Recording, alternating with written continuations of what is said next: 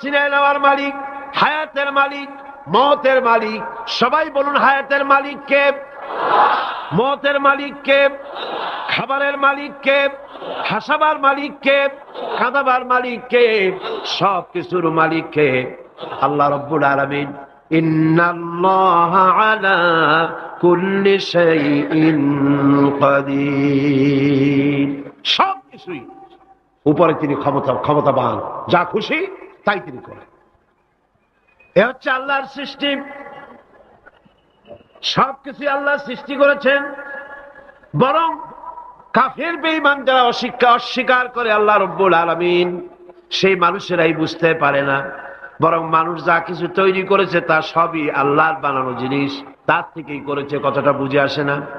মানুষ না বুঝেই বিজ্ঞানকে সবকিছুর প্রশংসা বিজ্ঞানের জন্য করে, বিজ্ঞানের জন্যই প্রশংসা অস্থির হয়ে যায়।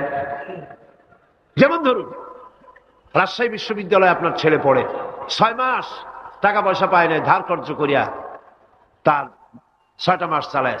হঠাৎ করে পিয়ন মানি অর্ডার ফর্ম নিয়ে হাজির, 6,000 টাকা পাঠাইছে।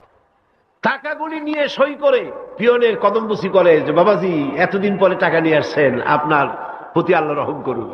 এটা বুদ্ধিমান না বেকুব? বুদ্ধিমান না বেকুব? আরে বেটা, পিয়ন কি তোর বাজান?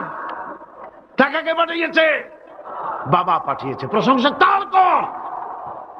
বিজ্ঞানীরা প্লেন বানিয়েছে, বিজ্ঞানীরা গাড়ি বানিয়েছে, বিজ্ঞানীরা কম্পিউটার তৈরি করেছে, প্রশংসা করো সেই আল্লাহ, যে আল্লাহ রাব্বুল আলামিন বিজ্ঞানীর মাথায় বুদ্ধি দিয়েছে। প্রশংসা কর, আল্লাহ পাকের প্রশংসা করতে হবে। হায়াতে খালকুল্লাহ, যা কিছু আল্লাহ বলছেন এ সব কিছু আল্লাহর সৃষ্টি। মানুষ কিছুই সৃষ্টি করেনি, শুধু আল্লাহর সৃষ্টি দিয়ে জোড়াতালি দিয়ে বানিয়েছে, ঠিক না? আল্লাহর বানানো জিনিস দিয়ে জোড়াতালি দেওয়া হয়েছে। আল্লাহ পাকের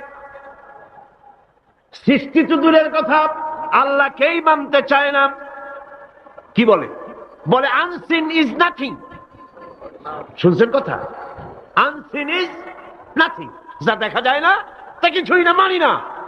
যার রং নাই, রূপ নাই, ধরা যায় না, ছোঁয়া যায় না, অনুভব করা যায় না, তা মানি না। নাউযুবিল্লাহ।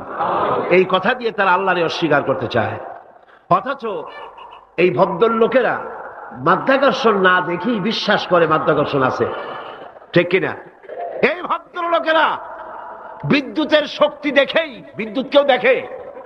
আপনারা দেখতেছেন বিদ্যুতের শক্তি দেখে বিদ্যুৎকে বিশ্বাস করে। বাতাসের প্রচন্ডতা দেখে বাতাসকে বিশ্বাস করে।